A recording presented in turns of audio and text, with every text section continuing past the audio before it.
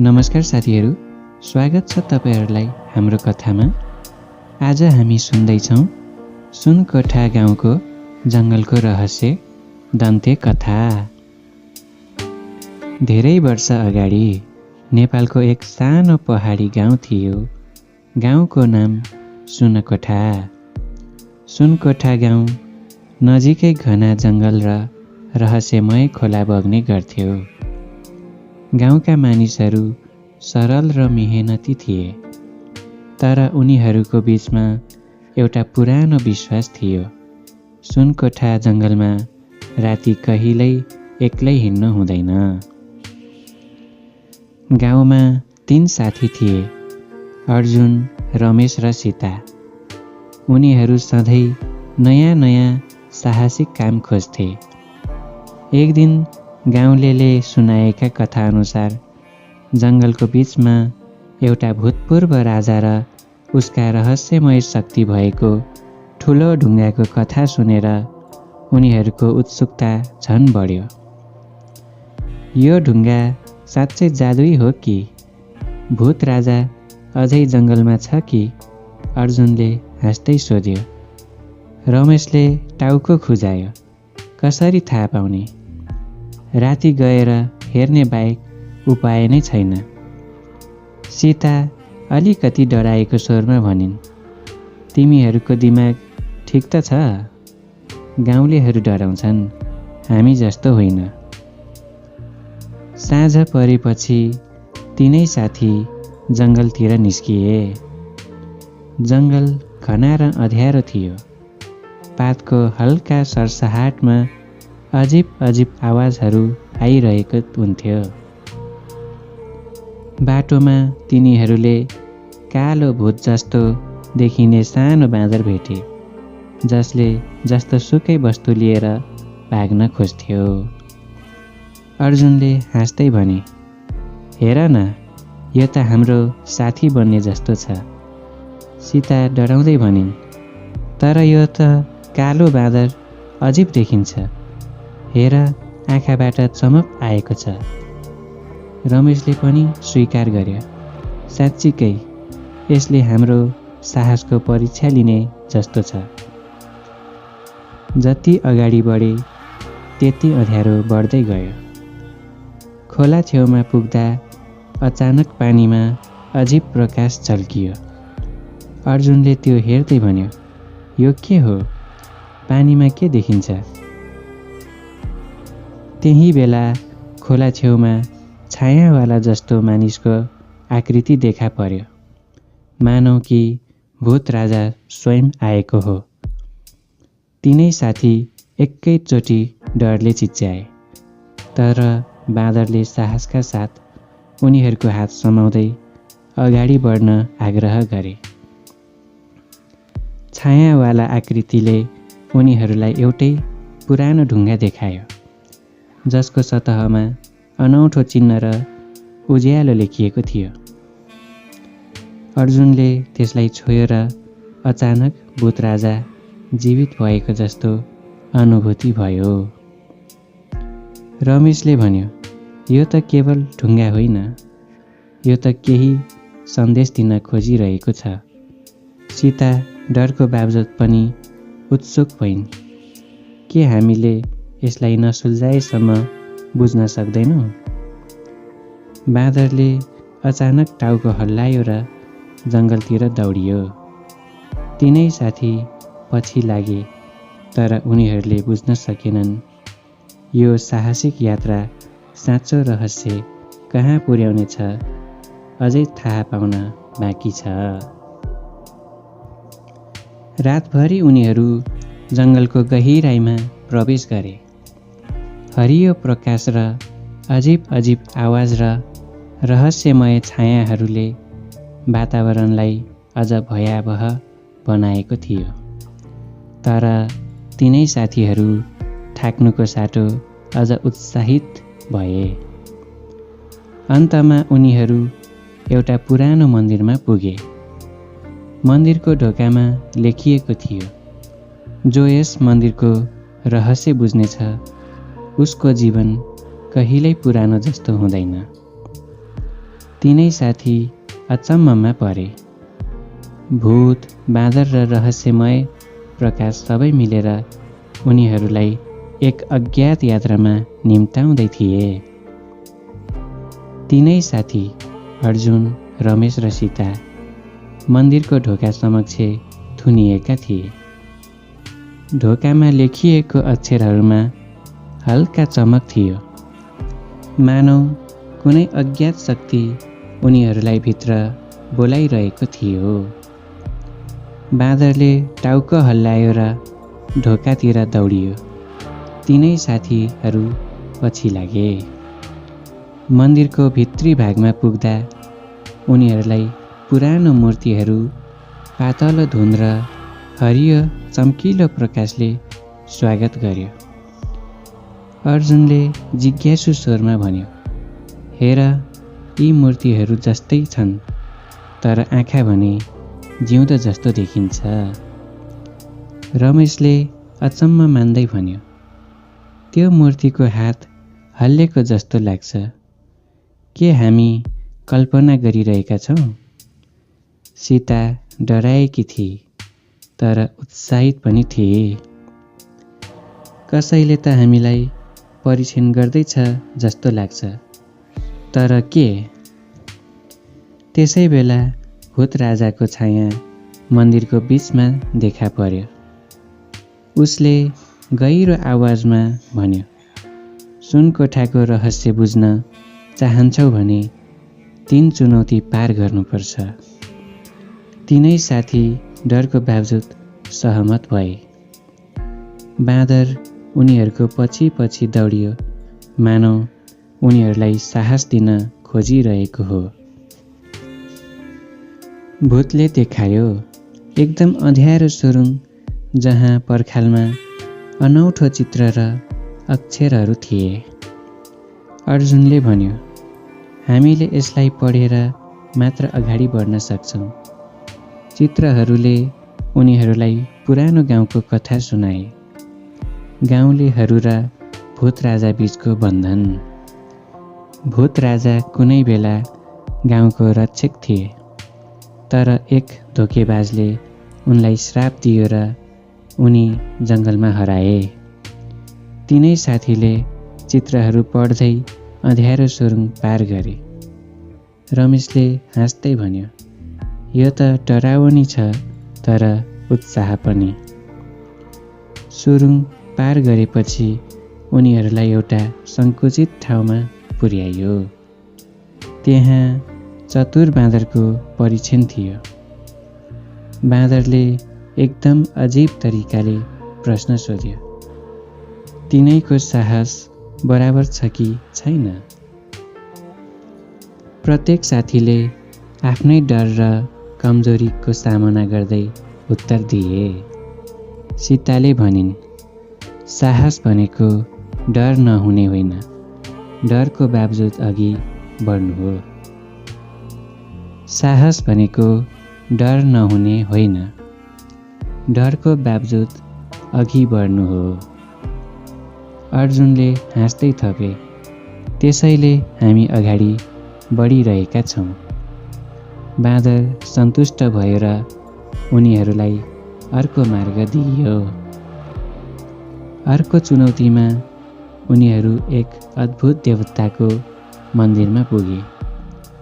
देवता हल्का चम्किलो प्रकाशमा देखा परे। तपाईहरूलाई मेरो परीक्षा पार गर्नुपर्छ, सत्यको सामना गर्नुहोस्। तिनै साथीले आफ्नो इमान्दारी, मित्रता र सहनशीलता देखाए। देवता मुस्कुराए, सचेत रहनुहोस्, रहस्य अझै खुल्ला छ। तपाईहरूले देख्नुभएको शक्ति र छाया यी सबै केवल सुरुवात हुन्। भूत राजा फेरि देखा परे। सुनकोठा गाउँको रहस्यले तपाईहरूलाई फेरि फिर्ता बोलाउनेछन्, तर अन्तिम उत्तर तपाईहरू आफै पत्ता लगाउनुपर्छ। तिनै साथी मन्दिरबाट बाहिर आए। जङ्गल अझै अँध्यारो थियो। बाँदरले उनीहरूलाई हेरेर हात हल्लायो। अर्जुनले सोध्यो, अन्तिम रहस्य के हो? हामीले केही पाएनौँ? सीताले मुस्कुराउँदै भनिन्, सायद रहस्य भन्न सकिँदैन, तर हामीले साहस, मित्रता र विश्वास पायौँ। रमेशले थप्यो, साँचो कुरा, गाउँ र जङ्गलको अझै हामीलाई परीक्षण गर्दैछ। अर्को साहसिक यात्रामा हामी फिर्ता आउँछौँ। त्यसै बेला हल्का प्रकाश र अजीब आवाजले उनीहरूलाई घेर्यो। तिनै साथी सोच्दै थिए, सुनकोठा गाउँको रहस्य अझै अज्ञात छ र यो कथा केवल सुरुवात मात्र हो। आज हामी सुन्दैछौँ सुनकोठा गाउँको रहस्य दन्त्य कथा। नेपालको पश्चिमी पहाडी भागमा, जहाँ घना जङ्गल र पहाडको बीचमा बिस्तारै उदाउँदो घाम र चिसो हावा चलिरहन्छ, त्यही एउटा सानो गाउँ थियो, सुनकोठा। गाउँका पुराना मानिसहरू भन्थे, यो गाउँमा कुनै बेला भूत राजा बस्थे। उहाँले गाउँको रक्षा गर्थे, तर श्राप लागेर जङ्गलको गहिराइमा हराउनु भयो। त्यो कुरा सुनेर गाउँका 3 साथी अर्जुन, रमेश र सीता सधैँ उत्सुक रहन्थे। अघिल्लो अध्यायमा उनीहरूले भूत राजाको ढुङ्गा भेटेका थिए। त्यसबेला रहस्यमय बाँदर, देवता र अन्धकारले उनीहरूको जीवन बदलिएको थियो। तर रहस्यमय अझै बाँकी थियो। एक रात गाउँमा अजीब तरिकाले हावा चल्न थाल्यो। त्यही गाउँको बुजुर्ग बुढा हरिहरले गाउँको चोकमा सबैलाई बोलाए। आजको रात कोही पनि जङ्गलतिर नगए। आजको चन्द्रग्रहणमा सुनकोठाको आत्मा जाग्छ। तिनै साथी फेरि डर र उत्सुकताबीच फसे। अर्जुनले हाँस्दै भन्यो, त्यो भूतले त हाम्रो केही बिगारेको छैन, उल्टै हामीलाई साहस सिकायो। सीता भनी सोच्न थाली, तर त्यो आवाज अझै पनि कहिलेकाहीँ खोला छेउ सुन्छु। त्यो रात उनीहरू तिनैजना फेरि साहसिक निर्णयमा पुगे। यो पटक हामी रहस्य पुरै बुझेर फर्कने छौँ। जङ्गलको बाटोमा पुग्दा हावा तातो चल्न थाल्यो। घाम अस्ताउँदै थियो। खोला बगिरहेको थियो। अचानक अर्जुनले सुन्यो, क्याक्क, पुरानो बाँदर। तर यसपटक त्यो फरक देखिन्थ्यो। आँखामा रातो उज्यालो, हातमा सुनको टुक्रा। रमेशले भन्यो, यो बाँदर फेरि यहाँ किन आएको? सीता उत्साहित हुँदै भनिन्, यसले हामीलाई कहाँ लैजान खोज्दैछ। बाँदरले हात हल्लाउँदै उनीहरूलाई जङ्गलभित्र गहिरो अँध्यारोतिर लग्यो। त्यहाँ पुग्दा पुराना ढुङ्गा मूर्ति देखियो, जसमा अजीब तरिकाले लेखिएको थियो, जो सत्य बुझ्नेछ ऊ आफै रहस्यको हिस्सा बन्नेछ। अचानक ढुङ्गाबाट प्रकाश चम्कियो। त्यो उज्यालोबाट भूत राजाको आवाज सुनियो, तिमीहरू फर्कियो, तिमीहरू नै चुनिएका आत्मा हौ। तिनै साथी अचम्ममा परे। भूत राजाले उनीहरूलाई भने, सुनकोठा केवल गाउँ होइन, यो द्वार हो जहाँ भूत, देवता र मानव भेटिन्छन्। म श्रापग्रस्त छु, तर तिमीहरूले मेरो सत्य बुझ्यौ भने श्राप टुट्नेछ। अर्जुनले हिम्मत गरेर सोध्यो, हामी के गर्न सक्छौँ? भूतले भन्यो, मलाई मुक्त गर्न 3 चिज चाहिन्छ, बाँदरको विश्वास, मानवको आँसु र सत्यको ढुङ्गा। रमेशले हाँस्दै भन्यो, विश्वास र आँसु त पाइन्छ, तर सत्यको ढुङ्गा कहाँ? भूत राजाले उत्तर दिए, सत्यको ढुङ्गा त तिमीहरूकै मनमा छ, तर त्यसलाई खोल्न आफ्नो डर त्याग्नुपर्छ। तिनै साथी बाँदरसहित जङ्गल पार गरेर एउटा पुरानो गुफा पुगे। त्यहाँ ढुङ्गामा जस्तै चम्किलो द्वार थियो। सीताले त्यहाँ देख्यो एउटा स्त्रीको आकृति चन्द्रको प्रकाशमा लुकेकी देवी तारा। देवीले भनिन्, सुनकोठाको श्राप मानवी लोभले जन्मेको हो। यो शुद्ध हृदयले मात्र टुट्छ। रमेशले गम्भीर हुँदै भन्यो, हामी डराउँदैनौँ, यो हाम्रो गाउँ हो र सत्य पत्ता लगाएरै फर्किन्छौँ। देवी मुस्कुराइन्, त्यो बेला आउनेछ जब तिमीहरू आफ्नै मनसँग सत्य बोल्नेछौ। अचानक आकाश गर्जियो। तिनै साथी गुफाभित्र थुनिए। बाँदर डरले चिच्यायो। सीताले त्यसलाई काखमा लिएर भनिन्, हामी तिमीमा विश्वास गर्छौँ। त्यो क्षण बाँदरको आँखाबाट निलो उज्यालो निस्कियो। त्यही थियो विश्वासको प्रतीक। रमेशको आँखाबाट आँसु खस्यो। त्यही थियो मानवताको प्रतीक। अर्जुनले हात फैलायो र चिच्यायो, भूत राजा, हामी तयार छौँ सत्यको ढुङ्गा खोज्न।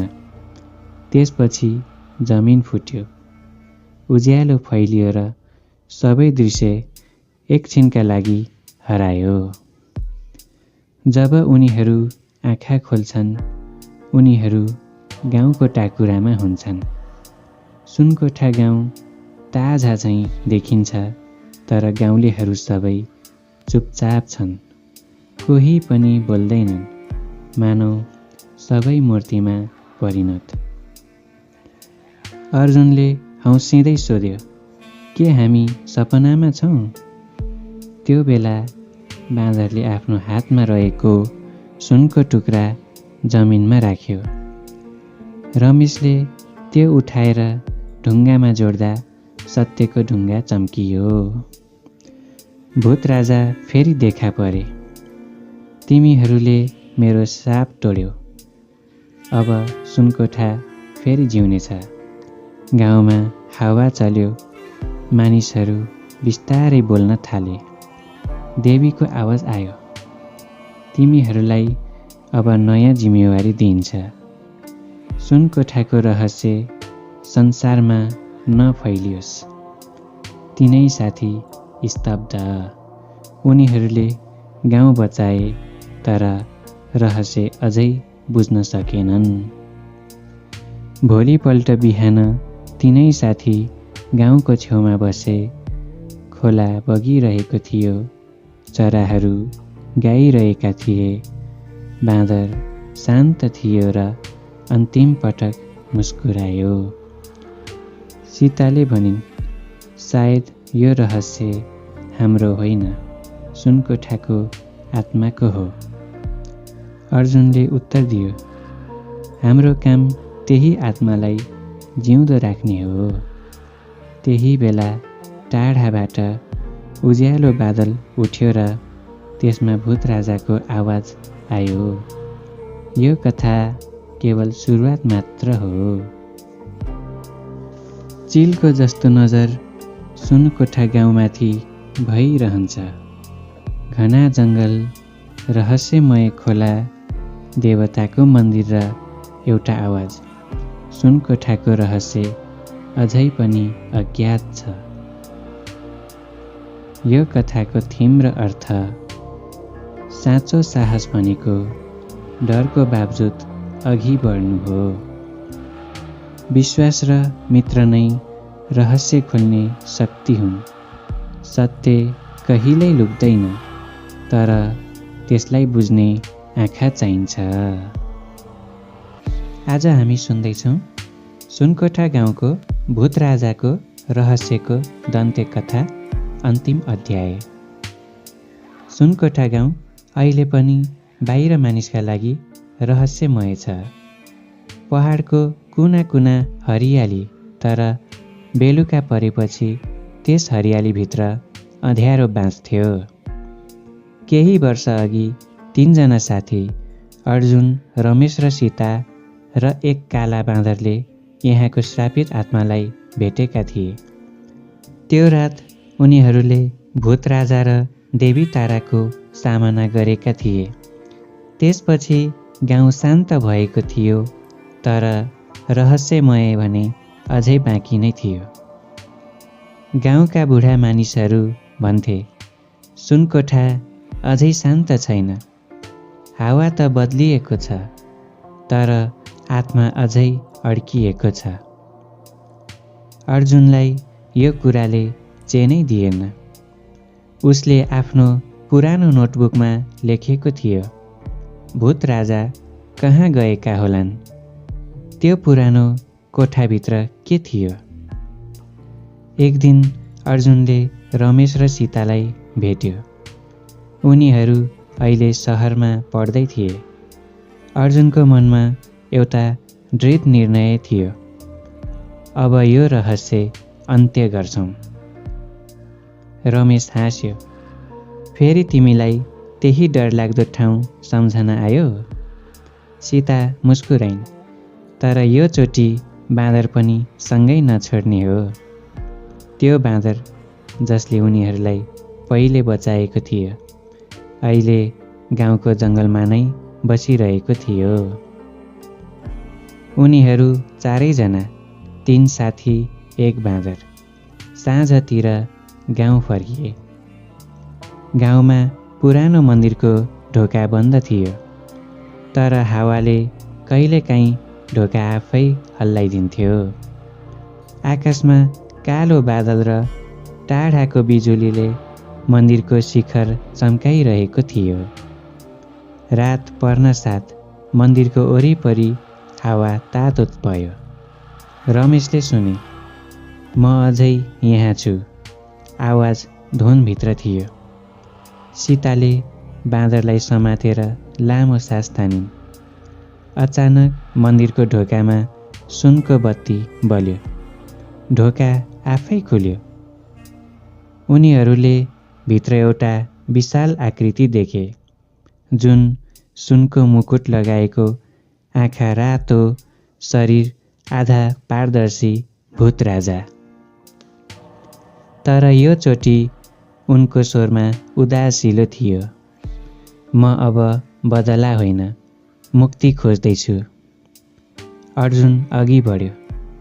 हामी तिमीलाई मुक्त गराउन आएका हौँ, तर साँचो बताऊ, सुनकोठा गाउँ श्रापित किन बन्यो?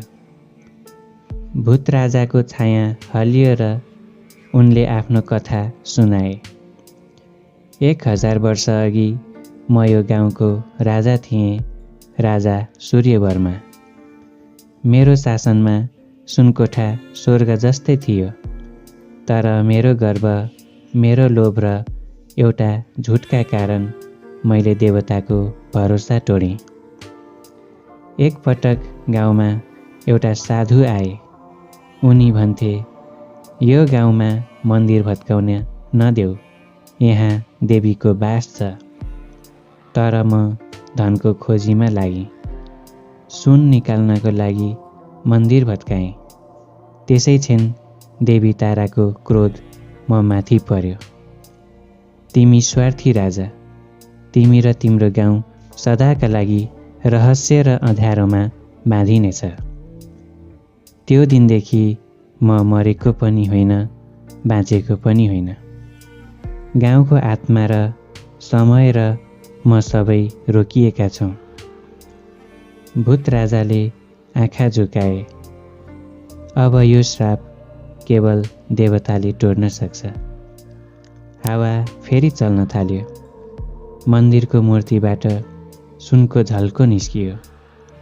त्यो उज्यालो प्रकाशले सारा मन्दिर उज्यालो बनायो। एक स्वर्गीय स्वर सुनियो, अर्जुन, रमेश, सीता, तिमीहरूले सत्य खोज्यौ, तर मुक्ति केवल त्यति बेला मिल्छ जब मानव हृदयमा क्षमा र साँचो पश्चाताप हुन्छ।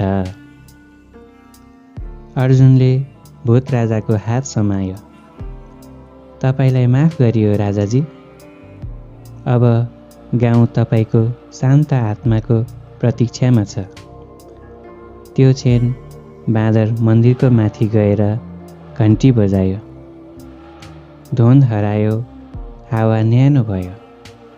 भूत राजाको शरीर सुनको करमा बदलिन थाल्यो। देवीको स्वर फेरि आयो। गाउँको समय फेरि चल्नेछ, तर याद राख, रहस्य कहिल्यै मर्दैन, केवल रूप बदल्छ। अर्को बिहान पहिलो पटक सुनकोठा गाउँमा सूर्य उदायो। गाउँका पुराना रुखहरू नयाँ पातले हरिया भए। मन्दिर वरिपरि फुलेका फुलहरूले हावामा सुगन्ध फैलाए। गाउँका मानिसहरू जो विगतमा बेहोसी जस्तै बाँचिरहेका थिए, अब खुसी साथ काम गर्न थाले। अर्जुनले नोटबुक खोलेर अन्तिम वाक्य लेख्यो। रहस्य कहिल्यै समाप्त हुँदैन, तर सत्य र माफीले त्यसलाई उज्यालोमा बदल्न सक्छ। रमेश हाँस्यो। अब त यो गाउँ साँच्चीकै स्वर्ग भयो। सीता आकाशतिर हेर्दै बिस्तारै भनिन्, देवी तारा अब मुस्कुराएकी छिन्। बाँदरले छलाङ मार्दै अर्जुनको काँधमा बस्यो, जस्तो भन्दै थियो, अब हाम्रो काम सकियो। गाउँका बुढा अहिले नयाँ कुरा भन्छन्। सुनकोठाको रहस्य सकियो, तर यसले सिकायो हरेक अँध्यारोको भित्र एउटा प्रकाश लुकेको हुन्छ। रात परेपछि अझै मन्दिरको घन्टी कहिलेकाहीँ आफै बज्छ, तर त्यो डरको होइन, शान्तिको सङ्केत हो। सुनकोठा अब कथा बनिसकेको छ, तर जो सुनकोठामा जान्छ उहाँले भन्छन् हावामा अझै कुनै आत्माको मुस्कान मिसिएको छ। यस कथाबाट के सन्देश पाइन्छ भने साँचो रहस्य डरमा होइन, माफीमा लुकेको हुन्छ। जसले सत्य खोज्छ अन्ततः उसले शान्ति पाउँछ।